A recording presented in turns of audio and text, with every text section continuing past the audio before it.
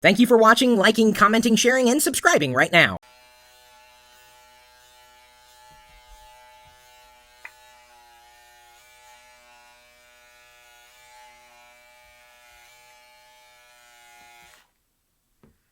There! Shut up about me not shaving. I mean, I realize my facial hair was apparently bothering so many of you that I needed to take care of it. I only really shave once a week, though. So don't get on me when it seems that my facial hair is growing long. I get it. I understand. I don't shave every single day. And you know what? I don't need to. There are many topics we could be discussing rather than the length of my facial hair. Someone even went as far as to register the website haschrispirilloshaventoday.com. Actually, I'm kidding. No one actually registered that. It'd be a big fat no in the middle of it anyway. There's a domain idea. Don't tell me I never gave you anything, because I do. I give you everything. And in fact, if you want my excess shavings, you can have them. I might eBay them later for like $27. You know what? Someone would probably buy them. Scary thought. What's not so scary is the Locker Room Daily Report. The thing that you're watching live as we stream it onto YouTube every weekday right around this time, 3 p.m. Pacific. Thank you for joining me. My name is Chris Pirillo. I assume you knew that, though, if you're watching. I go by the handle Locker Room. I have a website, lockergnome.com. We've published a whole bunch of new content for you. Some stories, some tips, some tricks, some analysis right there on lockergnome.com, and linked it in this video's description because we thought it would be convenient. You know, honestly. We thought it would be incredibly convenient. You guys click links, right? You've heard of a link before. Look in the video's description. You'll see a handful of them. It's really... click. Oh, wow, a web page pulls up. What's a web page? It's what you're looking at right now, a web page. But I'm looking at a video. Okay, maybe you're looking at a video that's embedded in a web page. But I'm watching this video on TV. Okay, well, then I'm not talking about you.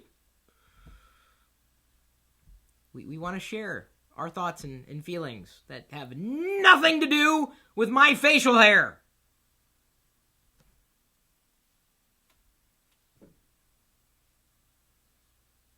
Let me go ahead and tell everybody on Facebook, maybe not everybody, but at least everybody who happens to like me or subscribe to me, that we are streaming live. In fact, I'm going to ask the question, are you seeing what I'm seeing right now?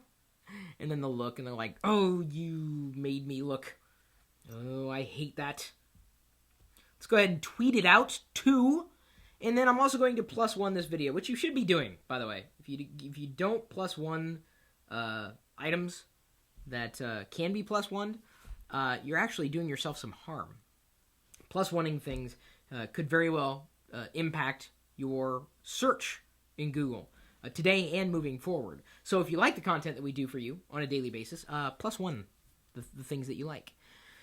Because you obviously like me for some reason. Maybe it is that you did like my facial hair, and now some people are going to unsubscribe because my facial hair is not here right now. Don't worry. Come Monday, I will have plenty of facial hair to go around again. But we don't have to obsess over whether or not Chris Pirillo has facial hair for that day. I'm not touchy. I got sensitive skin, though. Gotta be very careful. Ooh, very, very, very careful. Oh, it's nice and smooth, though. Smooth as a baby's butt. That's what a baby's butt sounds like. In case you wanted to know.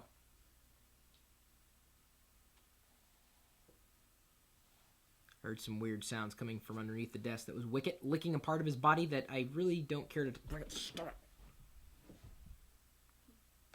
Alright, so what do we have on the slate for today? We have our gnomies behind me. And of course we have all of you who are watching the live YouTube feed. And we're going to keep the chat relevant. You know, on topic. Not about facial hair. What we're going to be talking about today, the top 10 Android weather apps. If you have an Android device and you want to know what it's like outside, you can just look outside. Sure, look, Android, it's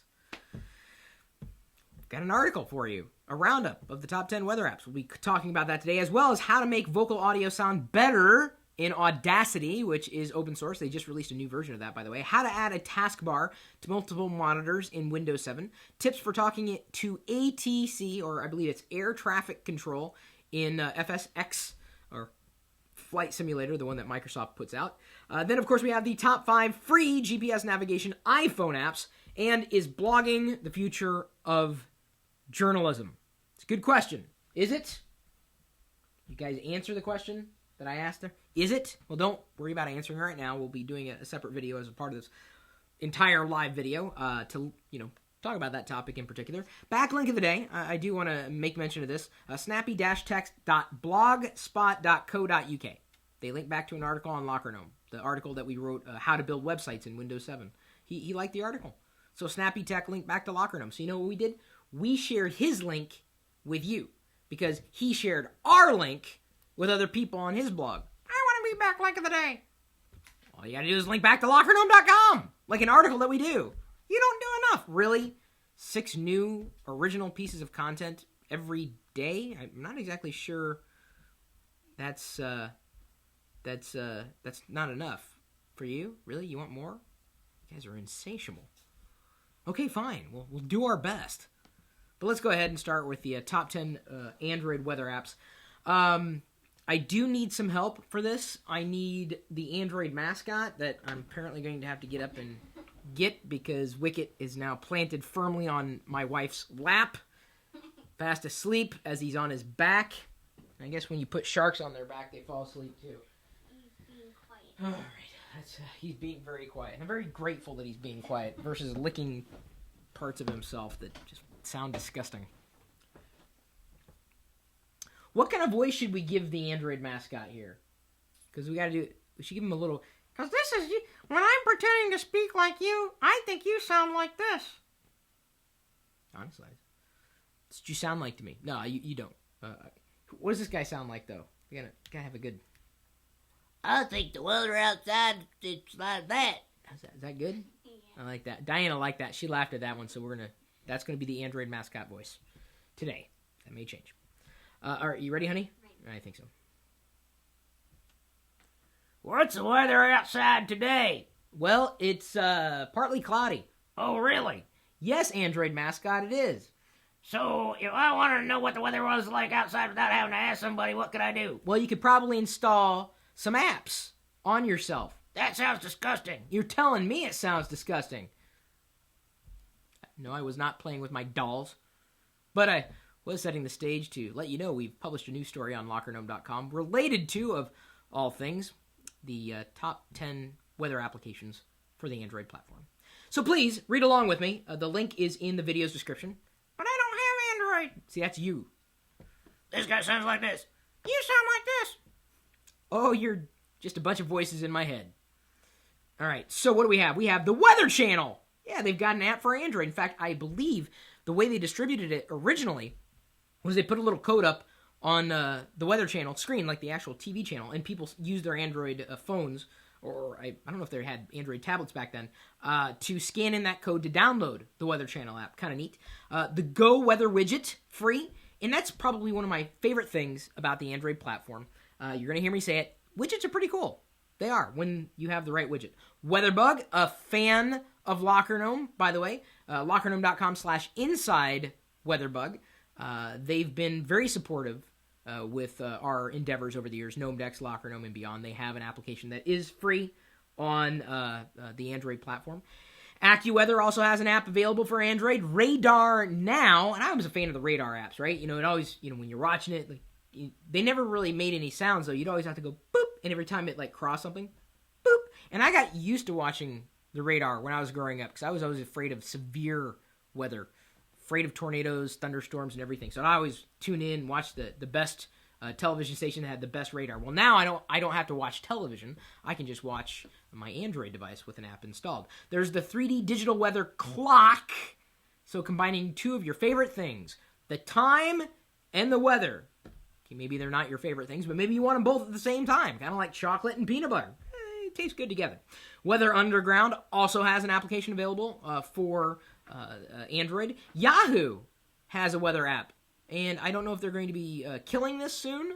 Yahoo's not dead yet. I'm not quite dead. Shut up, you'll be stone dead in a moment. Monty Python. There's also the simple weather alert, which isn't complex. I know you'd think, well, why isn't it more complex? Because it's simple, guys. That's why they title it simple. It can't be complex. WeatherBug, by the way, has a free version and an elite version. And if you are a weather fan, I would say it's definitely worth paying $2 for the WeatherBug app. I'm not saying that because they asked me to say it. I'm saying it because it's true. There are very few other weather apps. And by the way, I mean, weather apps that, I would, care to tell you about. Many people don't know this, but when I was a kid, I wanted to grow up to be a meteorologist, a weatherman. Did you know that? No. That's true. I did. Mike Lozano was my hero. Everyone else, I want to be a sportscaster. I want to be a baseball star. I'm like, I want to tell the weather. Because it was cool to stand in front of a green screen. Pretend I'm standing in. We have a geek front coming in from the north and sweeping through. I could do the gestures. All I need is a little clicker in the green screen thing. I'd be good to go. So what do you think? Is it too late? Should I quit my day job and go to telling the weather full time? Let me know.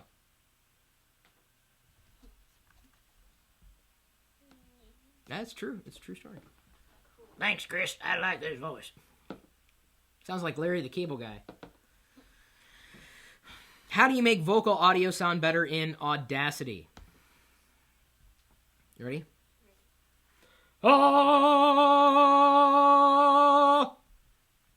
There's no way my voice is going to sound any better. Even if you used an application that tweaked it and made it sound clean, like somewhere near a pitch of some kind. It was like noise to some people. I do this better.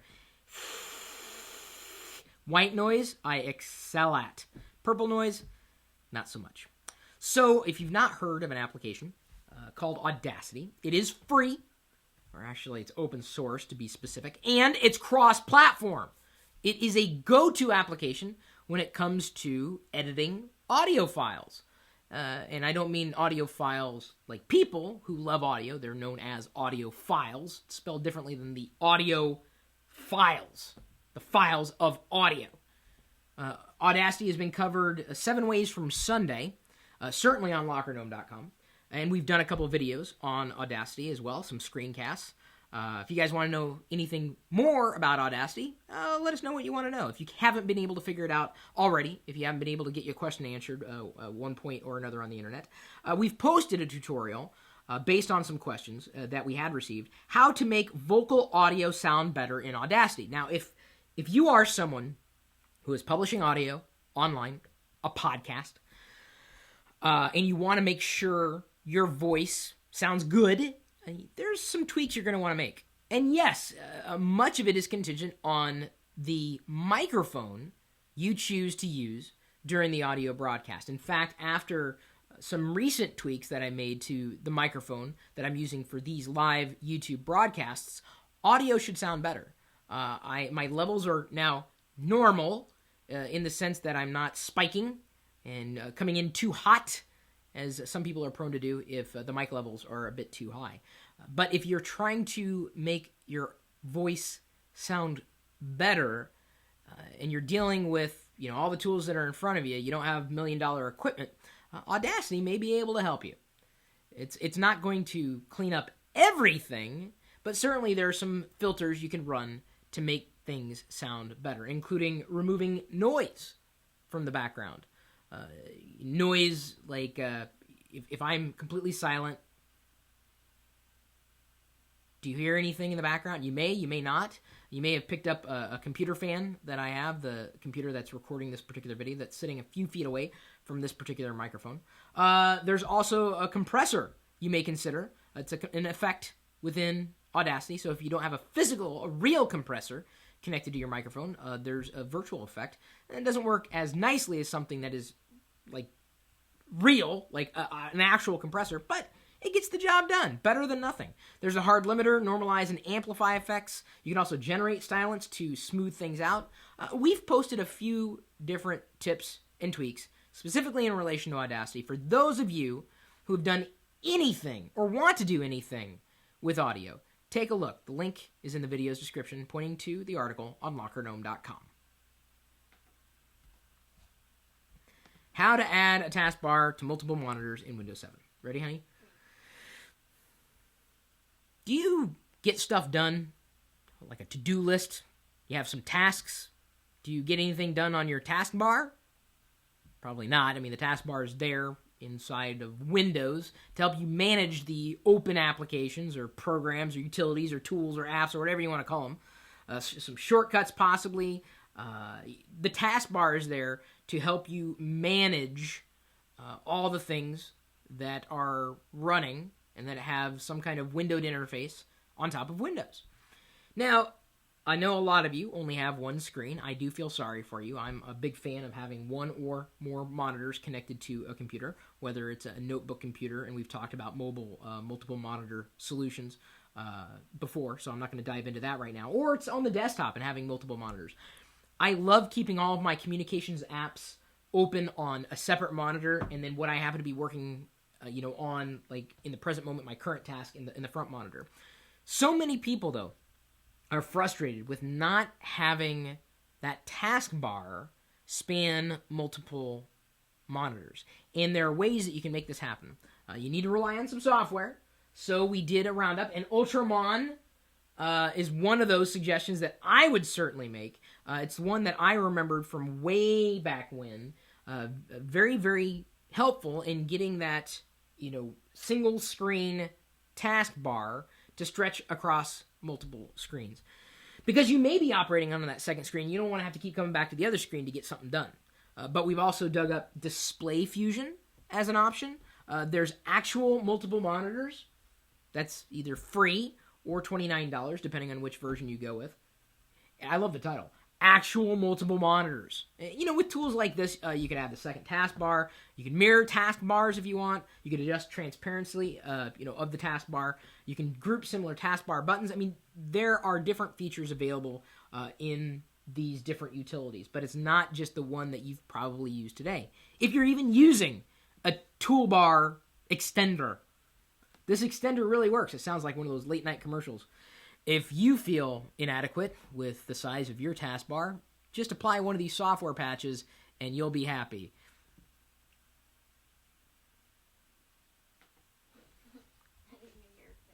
Yeah, just...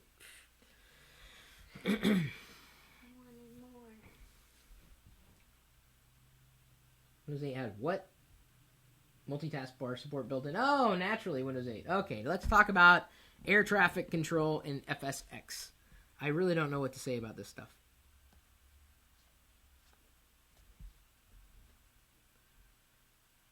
Alpha, Bravo, Charlie, Delta, Echo, Foxtrot.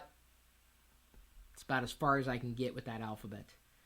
Some people know that entire alphabet. I remember the Greek alphabet: Alpha, Beta, Gamma, Delta, Epsilon, Zeta, Eta, Theta, Iota, Kappa, Lambda, Mu, Nu, Xi, Omicron, Pi, Rho, Sigma, Tau, Upsilon, Phi, Chi, Psi, Omega. Did I get that right? Of course, I know my ABCs. But if you've ever listened to, flight control or, any one of these flight simulators, or, you've listened into, cockpit conversations, you may have heard, a plane talking to air traffic control, the tower.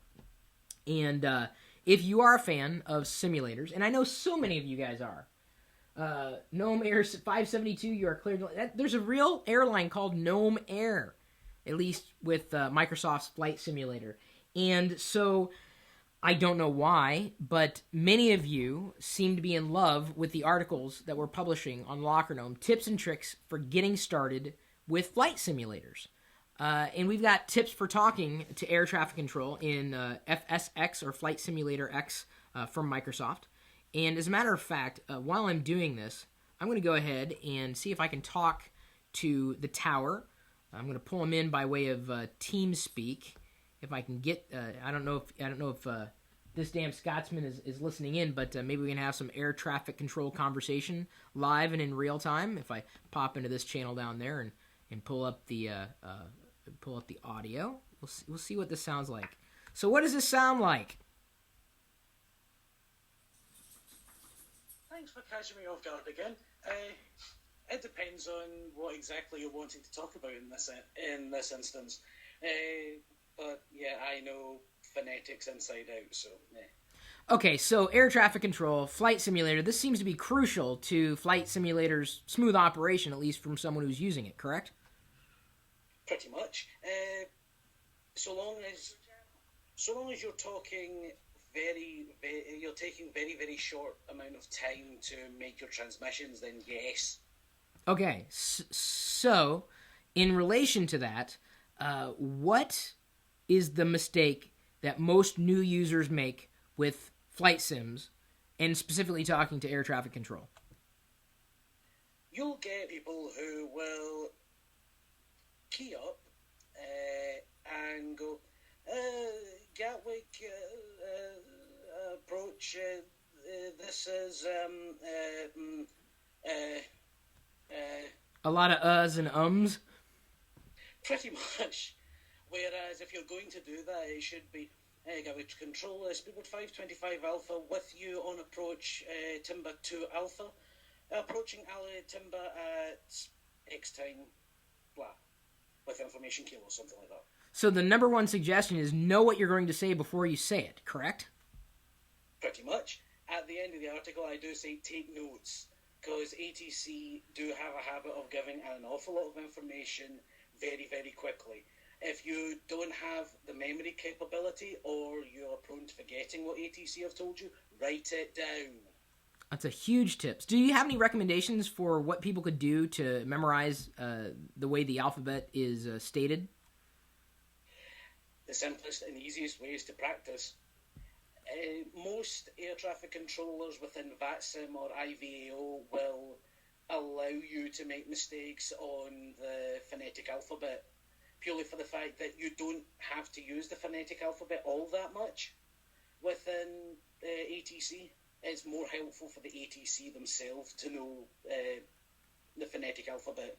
And correct me if I'm wrong, the reason why we use things like, or the words like Alpha, Bravo, Charlie, Delta, is because if transmission is lost midway through the word, the person who's listening in could basically fill in the gaps.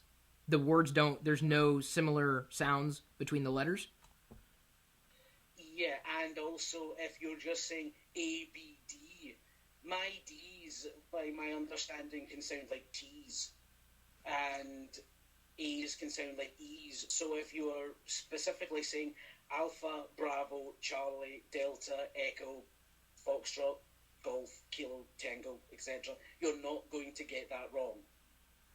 Fair enough. Well, thanks for putting together these tips. I hope you have safe flying. Thanking you. I wonder if they serve peanuts on the flight. They probably don't. Cheap. Gnome Air is so cheap. So cheap. Tell you what. Top 5 free navigation iPhone apps. Let's go ahead and dive into this. Go ahead. You ready, honey? I know many of you use your smartphones as navigations or navigational systems, GPSs, even though some smartphones don't really have true GPSs built in, at least at the hardware level. I'm actually going to be using my smartphone as a kind of a public GPS of sorts. We're going to a local startup's party, and part of going to the party is telling everybody where we are at the time that we're broadcasting a signal.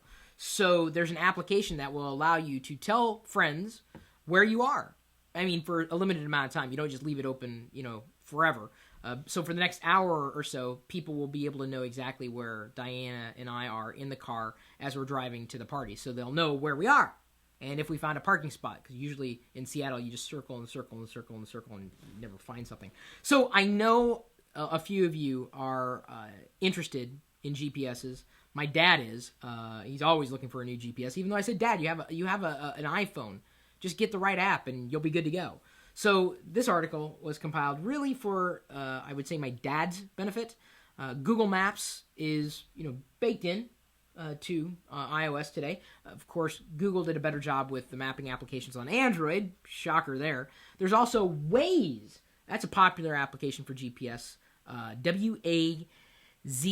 And the thing that I like about Waze over certain other GPS applications for smartphones is the fact that it's got the 3D interface. I kind of like that. Of course, MapQuest for mobile is another option. And MapQuest back in the day was the only real web option that I used. This is long before Google Maps was available. MapQuest was the go-to place.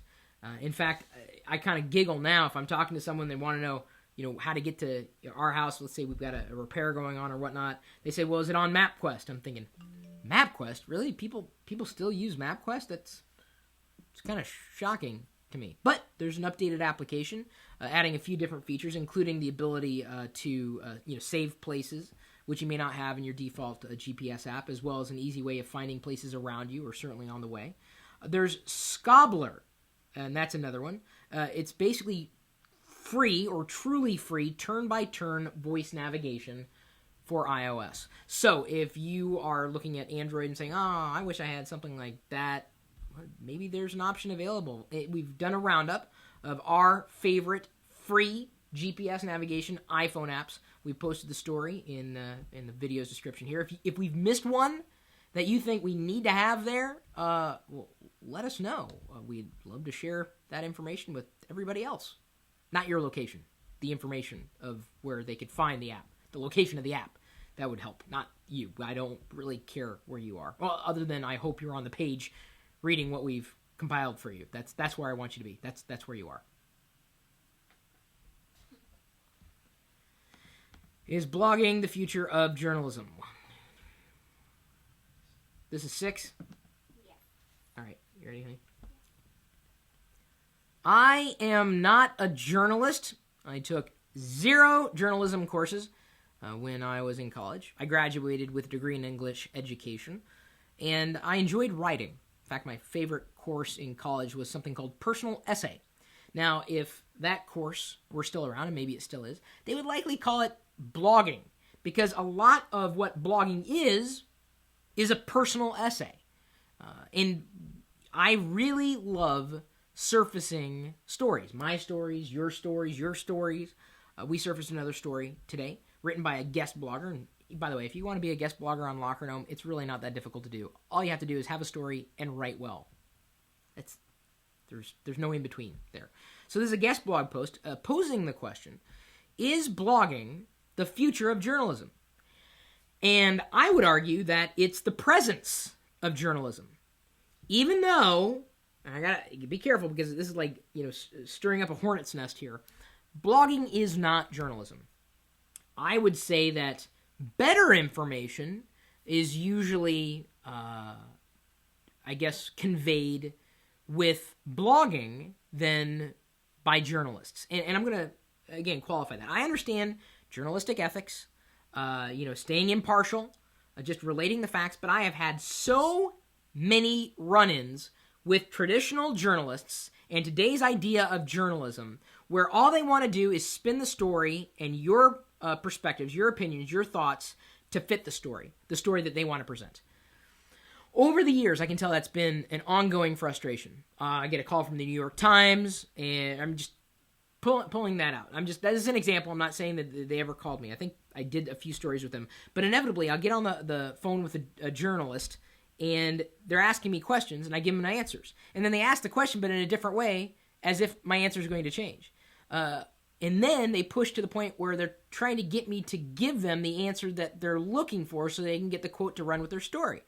Journalists do this not just newspapers, not just magazines, not just radio, not just television. Journalists do that. They'll spin the story, which isn't to say that bloggers don't.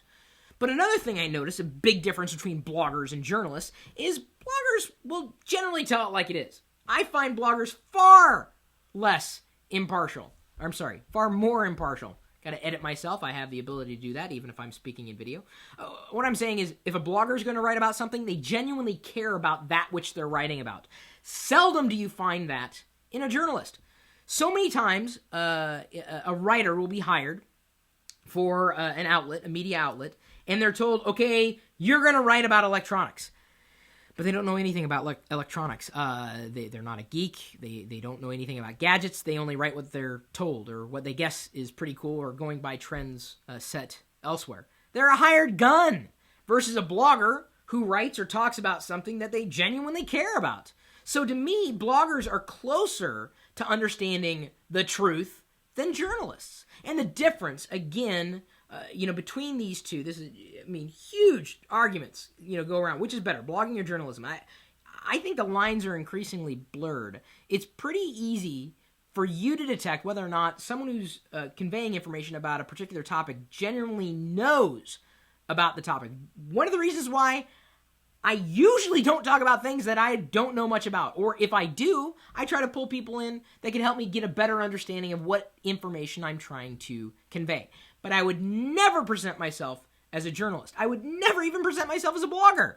I'm Chris Pirillo, a multifaceted person with, just a crazy amount of experience. I would say a very deep background in presenting information. I enjoy talking about technology, not for the sake of technology, okay? I like talking about technology and how it relates to you, to real life, to business, to solutions. What's the point of just talking about technology? What's the point? Oh, you like knowing the latest and greatest. Fine.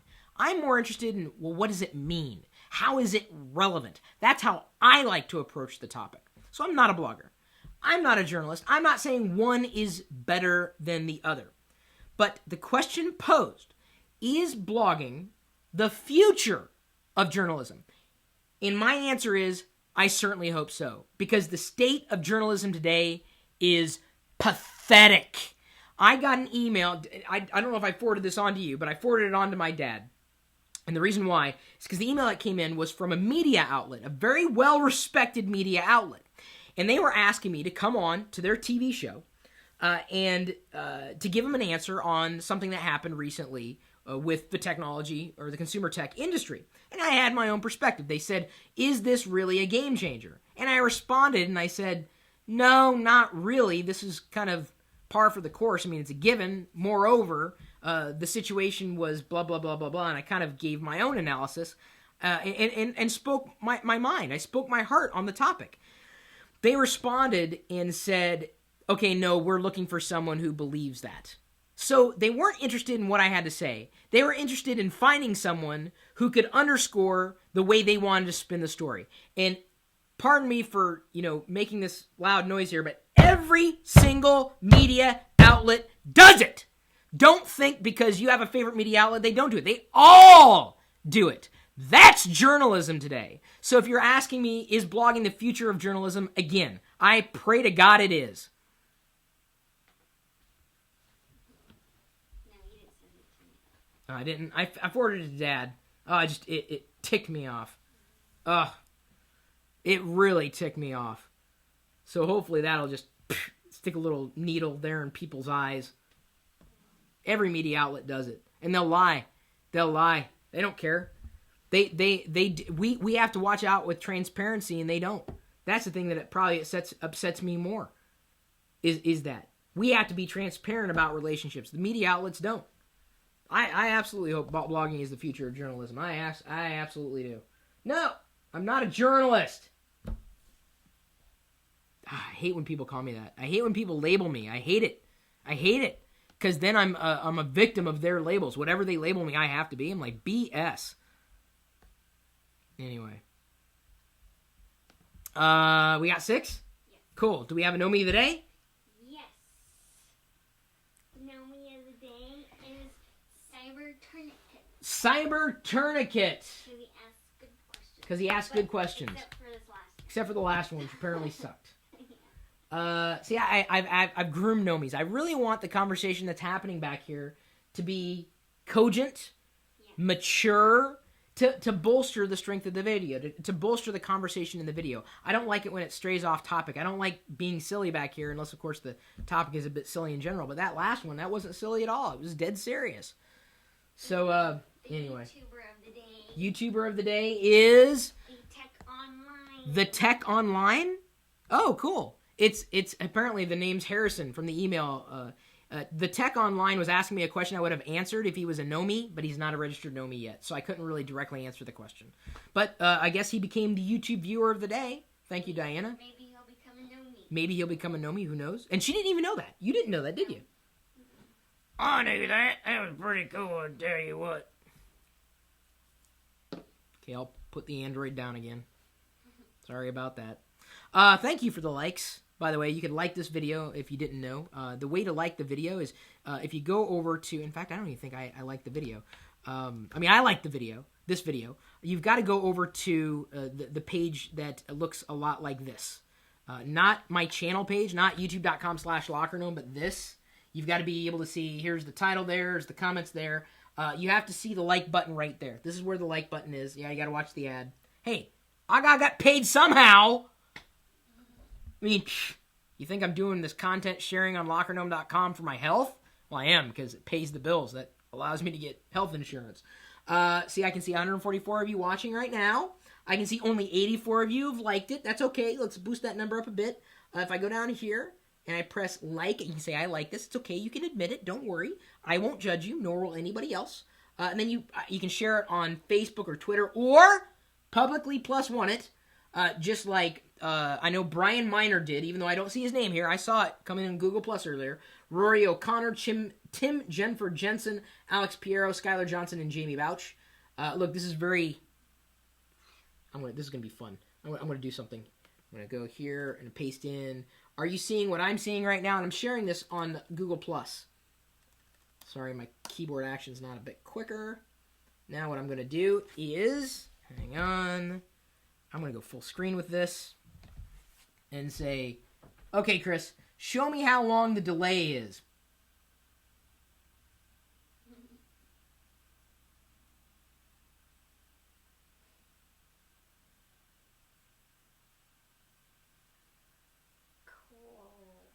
Wow!